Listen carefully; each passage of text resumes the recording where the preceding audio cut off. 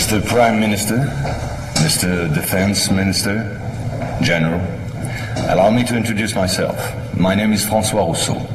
I'm in charge of an informal research group, which does not appear in your organization charts. Our president, to whom I personally and exclusively refer, thought it useful, if not necessary, that I clarify for you a certain number of issues.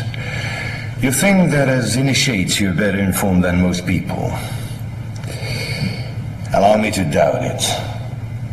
At this very moment, things are taking place. They are somehow serious enough for the informations and documents that I kept for you be revealed to you now.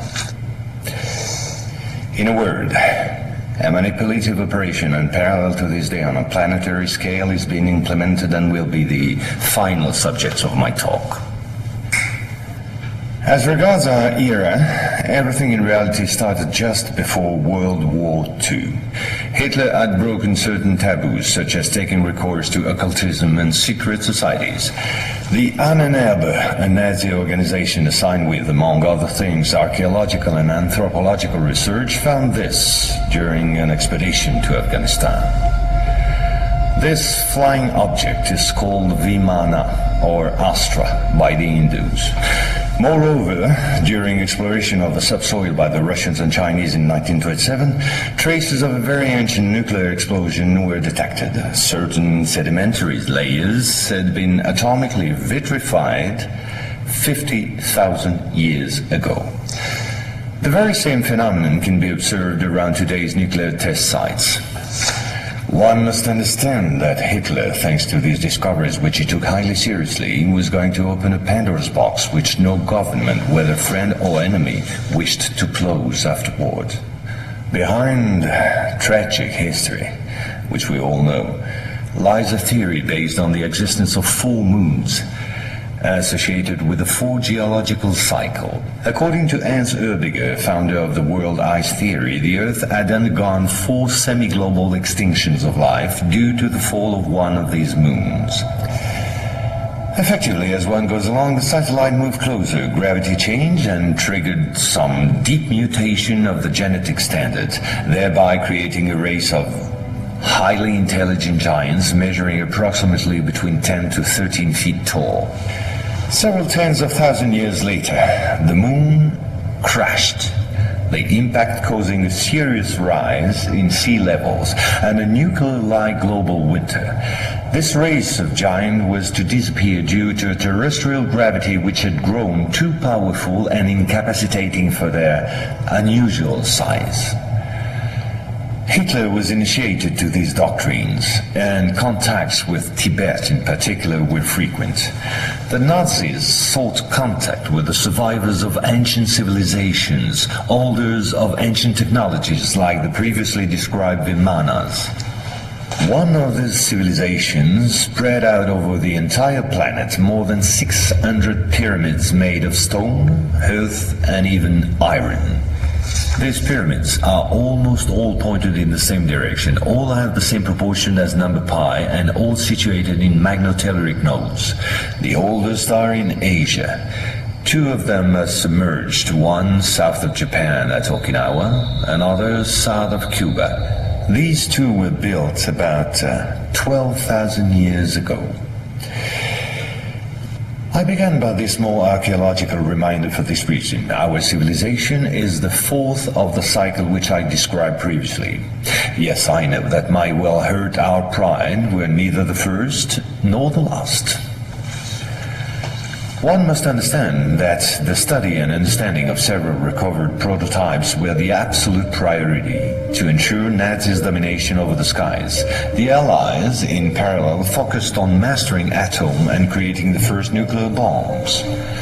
These secret bases were the center of all research supervised by the Nazis. In one of these bases worked Victor Schauberger, father of the Nazis' UFOs. Schauberger headed the Vril Society in charge of anti-gravitational research. He died in 1958 in Texas, while working under protection of the United States on the improvement of his own flying saucers, which have since become American. You will quickly understand that 70% of unexplained aerial phenomena are human in origin and in no way extraterrestrial. Once World War II was over and Nazi technology had been systematically plundered by both Americans and Russians, the first challenge was to carry on and even complete the Nazis' research in great secrecy. The program, called Project Rainbow, especially known for the Philadelphia experiment, was the immediate proof. Mathematician von Neumann, who collaborated with Albert Einstein and Nikola Tesla on behalf of the Navy, succeeded in accidentally teleporting a Cannon-class destroyer escort, the USS Eldridge. These photos, supplied by Morris K. Jessup before his suspicious death, are rare testimonies for this unique experiment. In the same time, the first Indo-Aryan technology prototype trials did not go by unnoticed. The military had come up with a more efficient parade than secrecy. At about the same period, Kenneth Arnold, U.S. Air Force pilot and CIA agent, launched the greatest operation in manipulation ever concerning the existence of UFOs. Making people believe they didn't exist was not the right solution and clearly insufficient. Discrediting enemies and frightening the population by systematic misinformation proved far more efficient. UFOs and parahuman belong henceforth to the movies, television, and collective paranoia, and not to the realm of scientists, as it should have been the case. In May 1947, the American Secret Services discovered the existence of an ancient terrestrial UFO secretly recovered by the Russians, which had crashed into the Altai Mountains along their border with Mongolia. Tension between the two blocs immediately rose a serious notch. The discovery was spectacular, and so not to lose face, the Pentagon, in tandem with the CIA, decided to tell lies and imagine a huge bluff to convince both the Russians and the world at large that they too recovered a UFO in Roswell in July 1947. Of course, it wasn't true, but the bluff worked all the same. In February 1949, just after the so-called Roswell incident, an UFO was photographed and filmed in Antarctica. It was the first photo of this type of a cigar-shaped object. Other appearances were then to follow in one another by cyclic waves. At the same moment, the Apollo program, headed by Werner von Braun, was in full swing, and Dr. Braun in no way favorably welcomed the demand for paranormal experiments, which nevertheless took place during certain Apollo missions. This is the last known experiment on psychic and telepathic amplification, as well as detection of Psytron particles emitted by the Yogi towards the Apollo capsule. But these tests were all eclipsed by the systematic appearance of unidentified objects around orbital flights and the discovery of traces of civilization on the moon.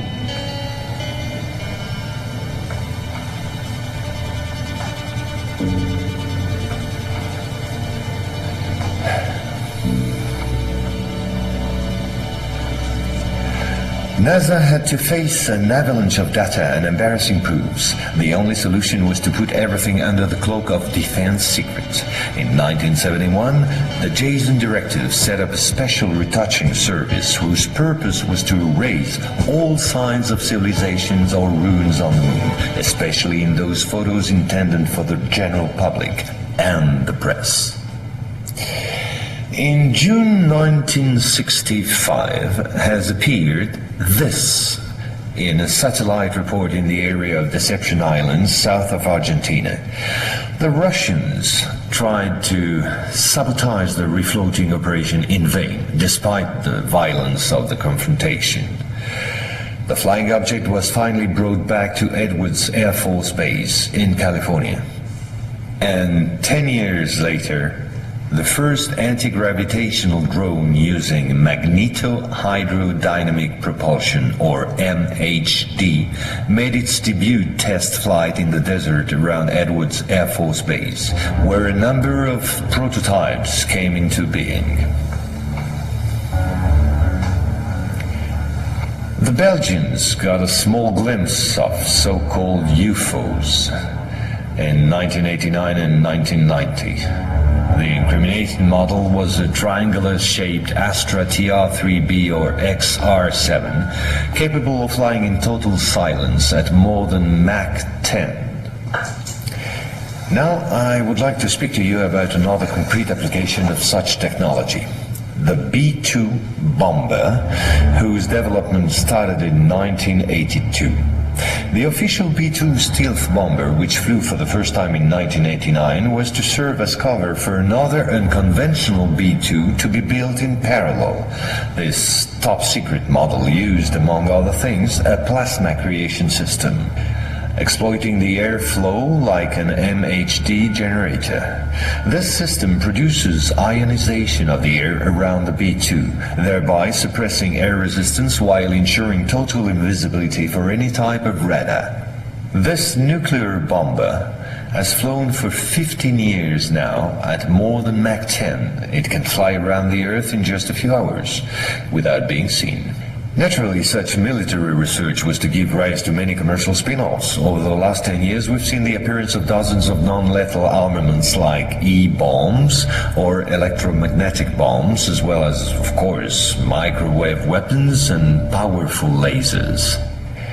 The U.S. Department of Defense, through the multinational Raytheon, decided to invest a gigantic amount of money in an experimental program called HAARP, or High Frequency Activate Auroral Research Program. And it was quite a program. Officially, the base in Alaska studies the ionosphere. In truth, the real possibilities of the installation are enormous. Climate manipulations, deep detection of underground base or deposits, silent and remote destruction of any object, and most important of all, manipulation of human behavior. So, in 1996, a Russian satellite discovered in Antarctica the almost intact wreck of an immense spacecraft, revealed by the melting of the glaciers. The ice samplings indicated a crash date some 24,000 years ago. At the same moment, a volcanic eruption on the Deception Islands, the same islands as before, forced the Russian to request help from the United States, given the urgency and importance of recovery of the vessel. In the end, they suddenly dropped it all and evacuated the zone in panic. The device was finally destroyed by the Russians, extremely upset by the situation, which was no longer working to their advantage. No country will have such opportunity again. And this foolish action, as bad losers on the part of the Russians, was only to reinforce the position of the Americans as regards extraterrestrials. If this account seemed somewhat long despite my efforts to simplify, it was absolutely necessary to get to the subject I mentioned previously. The plot known as the Orion Conspiracy. Our research group is convinced that UFOs constructed by the Americans or the Russians will be used to support an hoax attack on the Earth of extraterrestrial origin. The media taking care of the rest, of course.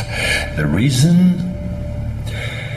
Once the threats of international terrorism has dissipated, the war economies of the major powers, with the United States at the head of the pack, will need a new enemy in order to still prosper. War on Earth will be replaced by space war against an enemy from beyond. So then, gentlemen, I thank you. A complete report will be handed to you at the exit. As for me, I'll see you again soon for a second update on a quite different subject.